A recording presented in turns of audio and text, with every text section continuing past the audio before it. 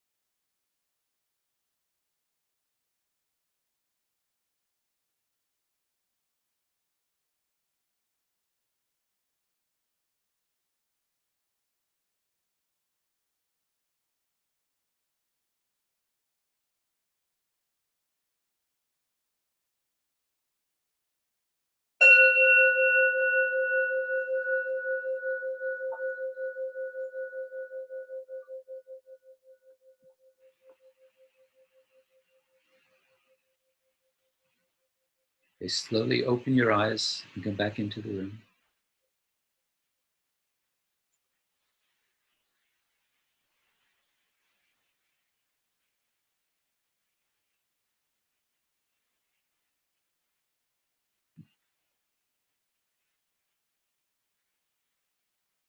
If anyone would like to discuss something that's come up for them or a question they might have or their experience of meditation, just raise your hand, or you can also press reactions. It's on the bottom panel of your Zoom, and you'll see a hand, and you can just put the hand up to wave,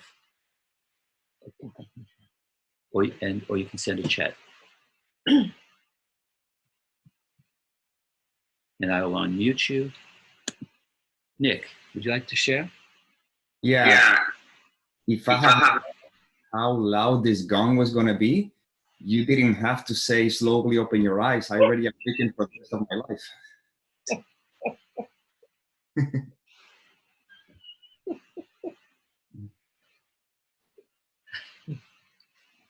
So if anyone doesn't have anything or would like to share something, I just can start something to open up and see where it leads. And how about if we can bring up how do I know if I'm listening to the Holy Spirit voice? What do you think?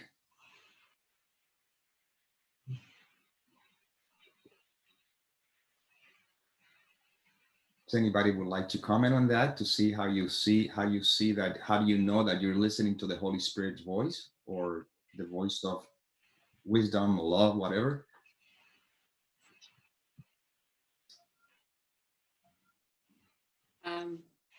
Hello. I think I know I'm listening when how it makes me feel. I feel more excited, and it's something good that's coming to me, rather than a fear thought, which comes from the other shoulder. Mm. Terry, did you want to ask a question? Yeah, I think it's a good question, Nick. And I don't think we ever know for sure, 100%.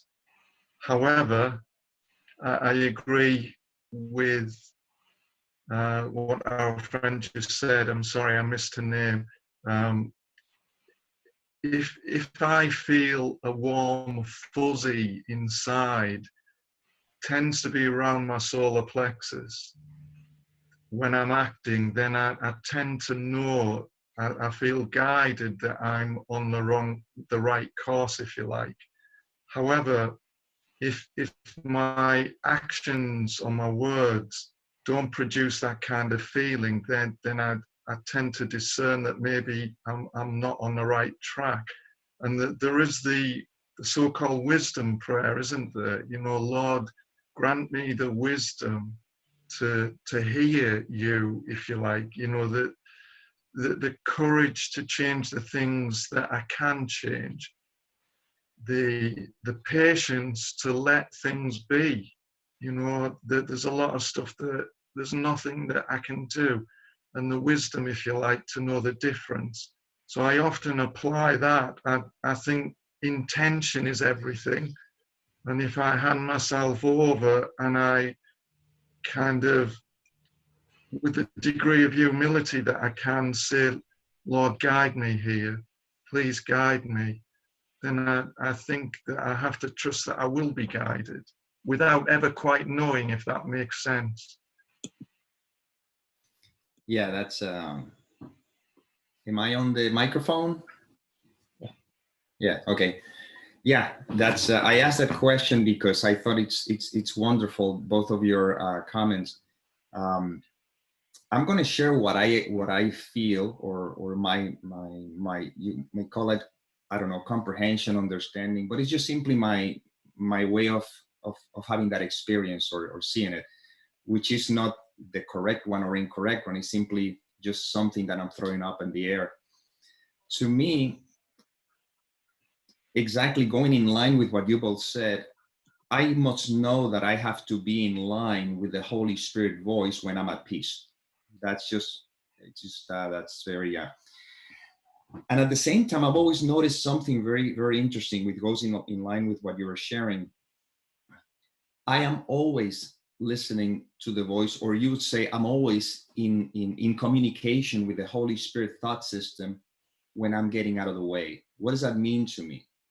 To me, that means that if I'm accepting the present moment experience as it is, without resisting it, without wanting to change it, without wanting it to be different, I must be listening to the Holy Spirit voice or awareness or whatever. When I want to change my present moment experience, is because I am identified with this person, this character called Nick, and I think this is who I am. And because I think this is who I am, I think that the present moment experience is something that is happening to me. And I'm overlooking the fact that all of this is a projection, is a dream, it's an illusion. So the moment I begin to resist the present moment experience, all I am saying is that I am a body separate, this world is real, and this situation somehow can has an effect on me. And in that sense, it's completely overlooked the fact that the Holy Spirit is telling the mind that is dreaming the dream, it's an illusion, it's a made up story. None of this stuff is real. So all the Holy Spirit is allowing me to do in the present moment experience, which is the only one that it is making me aware if I am believing in the dream or if I am not. Now, here's the hiccup, so to speak. The Holy Spirit is not talking to me, to Nick, the person, because I am not here. The Holy Spirit is talking to the mind that is dreaming me. That's the one that is dreaming the dream, and that is the one that can chooses between the Holy Spirit and the ego thought system. It's not Nick, the one that chooses between the two, because Nick is just part of the projection.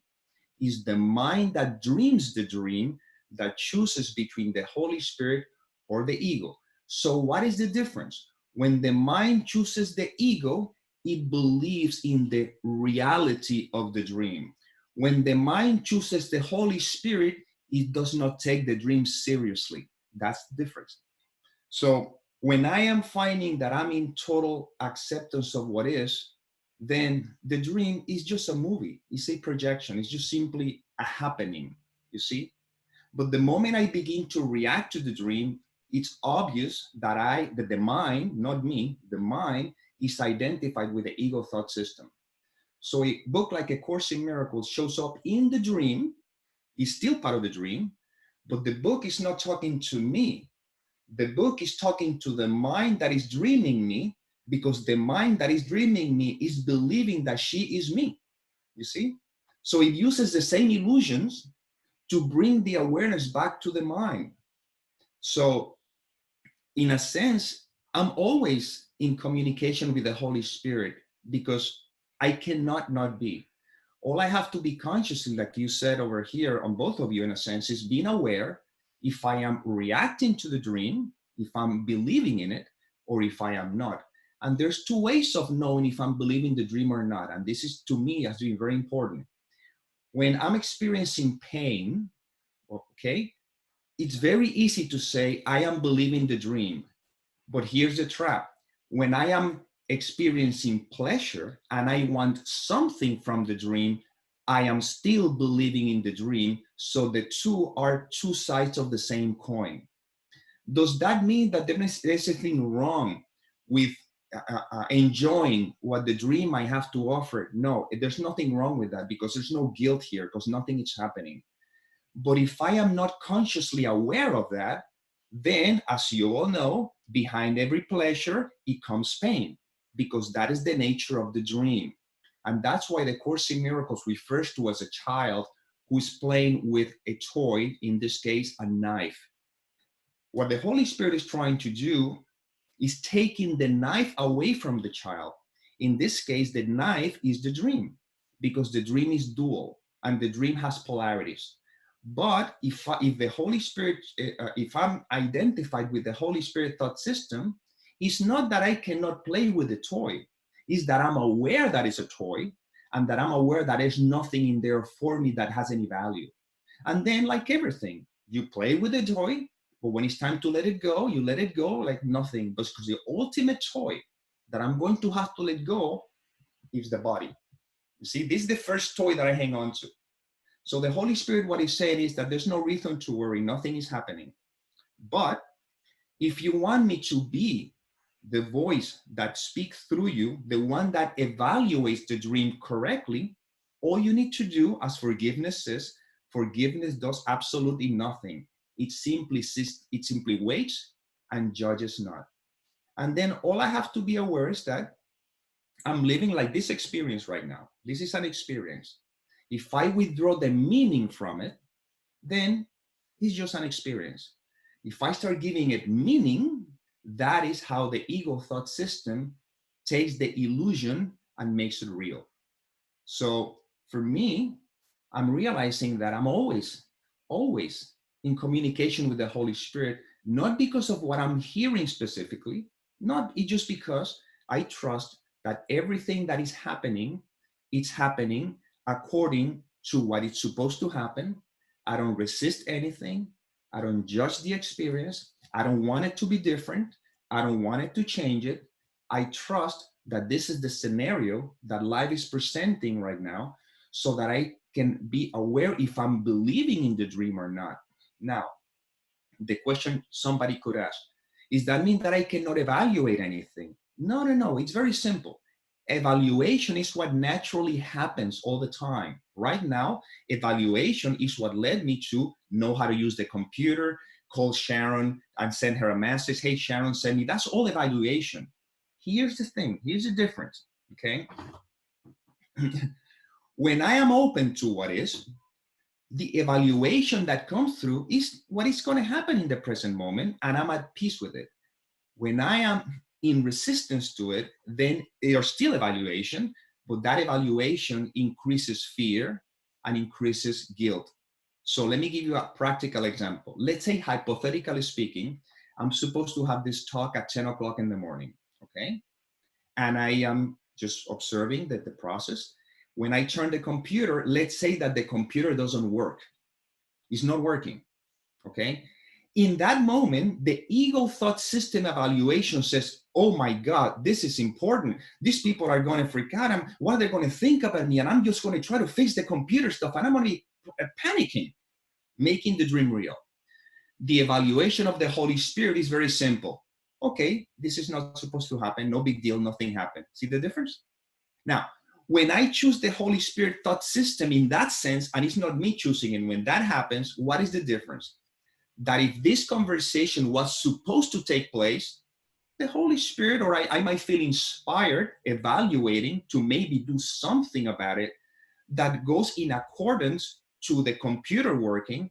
The difference is that the whole process is done in peace. You see? That's the difference. So right now, this is happening. And I trust that it's happening the way it's supposed to happen, and nothing has to be different. And if I bring that awareness into every single scene in my life, then I'm always listening to the Holy Spirit voice. It doesn't matter what the scenario may look like. It's irrelevant. See? And that's how I can be open to trust that, the Holy Spirit might be speaking to me. And you go back to what you were saying, the humility of knowing that I don't know anything. See? And that's how I can rest. I can rest in peace in the present moment, which is the only one that there is. That's how I see speaking or listening to the voice of the Holy Spirit. Again, this is just the way I see it. It's not the correct one or the only one, but I trust that everyone has the one that is right for them. So that's what I felt. Thanks, Nick. I have a question from Rich. Sure. Hi, everyone. I'm Rich. Hi, Rich. Thanks very much, Nick. You may have answered my question in what you've just said, but it was quite a concise answer. There's a lot to unpack there. But what I was going to say was, for me, sometimes the listening can be a block in the city. And you know, was your kind of answer that the intuition comes afterwards, or can come afterwards, as opposed to in the moment? Because sometimes the listening can be getting in the way of what it is I'm kind of seeking or listening for. So I don't know if you could add anything to what you said, or if the answer's in there, what you said, but it was quite a complex answer, so I haven't quite processed it all. Yeah. Okay, let me see if I understood your question, Suhir. You said something about when I find myself seeking an answer or something like that. Or Well, what I meant was, you know, if I'm meditating and okay. actively waiting for the Holy Spirit's voice, then in some respects that can be the block. Yes, you hit it right in the nail. Because when I sit down waiting for the Holy Spirit answer, there's an identification with this I. That's the first mistake. And now I think that I'm going to receive an answer. And in reality, what I'm saying without realizing is that I want an answer that goes in accord to what I think the answer should be. And I'm overlooking that the answer is the present moment. So nothing has to be different. It is what it is. Is when I begin to try to ask the Holy Spirit, I have to bring the attention to me, to the character in the dream, and try to find an answer. That's why I don't seek answers, because the answer is the present moment experience. That's all there is to it. The only thing is that, am I believing in the dream and reacting to it, or am I or am I allowing the Holy Spirit to interpret through me? And then it's just living in a total acceptance 24/7. That's it. It's very simple. Thank you, Nick. You're welcome. Does anybody have a question? Raise your hand. There. Catherine, let me put you. Thank you for that, Nick. It's very timely, as I am in resistance to a conversation that happened last night, and kind of in the mode of, you know, it's happened many times and how can I stop it happening again? So that's very much resisting the present moment. So I wonder if you could, you gave the wonderful example just before a meeting, the computer's not working. I wonder if you could maybe speak to us specifically of what you do in that moment, how you, well, first of all, you're noticing, but I'm noticing, and I'm still in resistance. So, yeah, what, you know, to go from to listening without expectation. Yeah. Wonderful, wonderful. The course answer says in a very simple sentence, I need do nothing. Now, here's the thing that we need to be conscious of it. You're asking me, what do I do in those situations? I don't do anything, because the situation is happening. All I'm observing is simply, how am I resisting the experience or not? So let's say that I'm feeling anxious. Well, there's nothing wrong with that. It's just a sensation that is taking place. The problem is that when I begin to believe that I am this, then I begin to take ownership of this anxiousness, and I say, I am feeling anxious. But if I do not identify with it, there's no identification with this I, not with the anxious thing, is it with the movement with this, then anxious is an experience like a cloud that just moves through. And the only thing is that the ego or the identification with the I says, I don't want to feel this way. I understand who wants to feel anxious. I mean, it's common sense. But the paradox is that I cannot, I cannot access the peace that is right now in the middle of the anxiousness. You see, that's what is called the peace that passes understanding, not the peace that happens when the anxiousness goes. So then life is anxiousness, no anxiousness, play, pain, pleasure, all sorts of things are welcome. Everything is welcome. And then in that non-resistance to it, paradoxically, is that you have access to the peace right now, right this moment. But if I don't want to feel anxious and I'm trying to find out how to not to feel anxious, the peace which is there is completely overlooked, because instead of being the background, I begin to identify with the foreground. So Anxiousness is what is happening. Take the label of anxiousness, just see as a crude sensation like any other, and you notice that, like everything, like the old wisdom, these too shall pass. And then you live life normally, like right now, right now.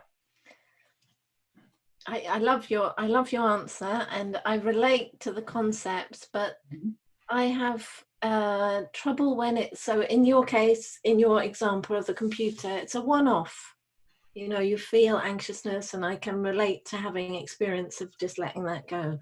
But I'm really not good when it's something that's happened a lot and will seemingly, it looks like, will carry on happening and is doing me harm.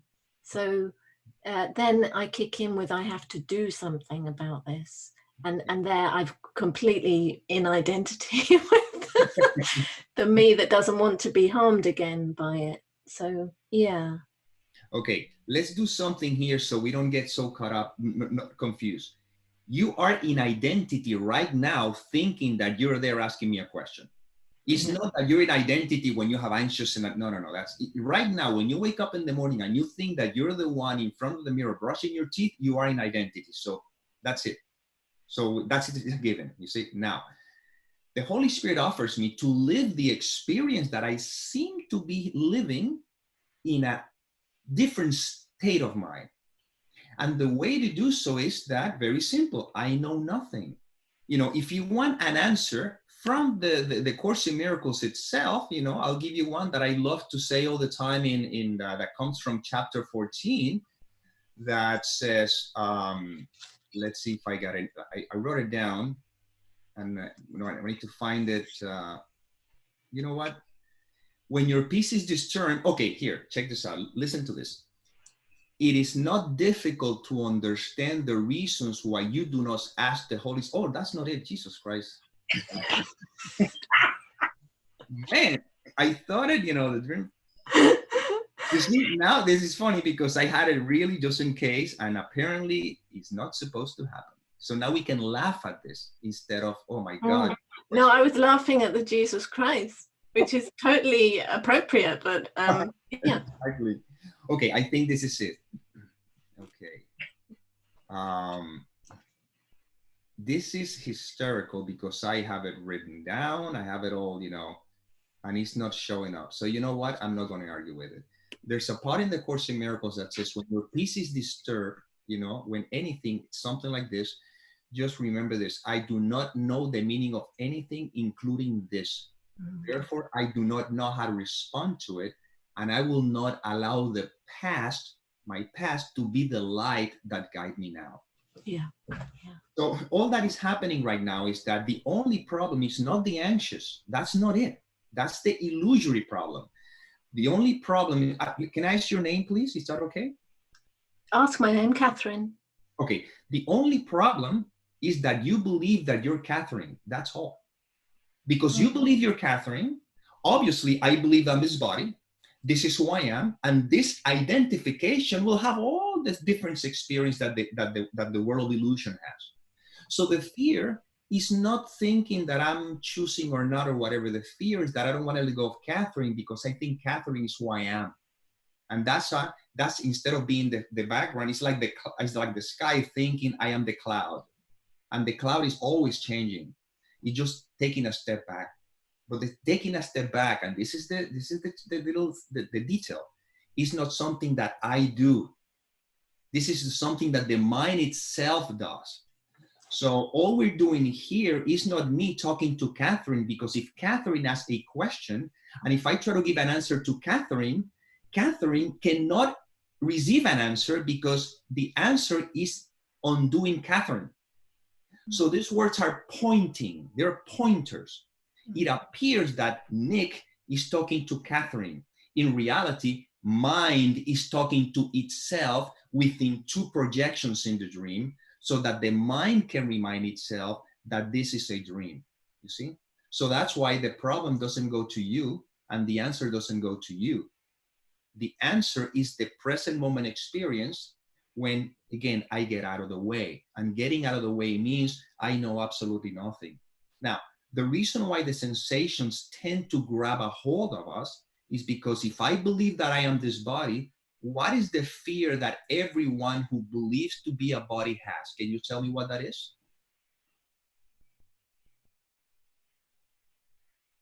Anybody? What is the only fear that anyone who believes to be a body has? Can anybody tell me? I think A Course in Miracles says we fear death. Bingo, you hit it right in the nail. That's the only fear. Because I believe I'm a body, I believe I could die, and the world is a threat. And the Holy Spirit says, you're not a body, you cannot die because who you are is eternal. And now when you begin to perceive the illusion as it is, then it's no longer a threat. And then if anxiousness comes up, okay, here I am, no problem. If anything, because I'm not fearing my own death. And when you can really look at it that way, then what is anxiousness? Just another experience that is no different than this conversation. The only thing is that the ego says anxiousness is bad, this conversation is good. No, they're both a dream. There's no difference. Thanks, Nick. We're going to end there. That's a wonderful place to end. And thank you so much for everything you brought to this meditation today. And thank you all for being here today. It's wonderful to share this with you. And hope to see you next week. Thank you. Thanks, Dan. Thanks, Nick. Thank you, Nick. Bye. Thank you, everyone. Lovely to see you all. Bye-bye. Thanks, Nick. Bye-bye. Thank you so much, Nick. Great Great. stuff.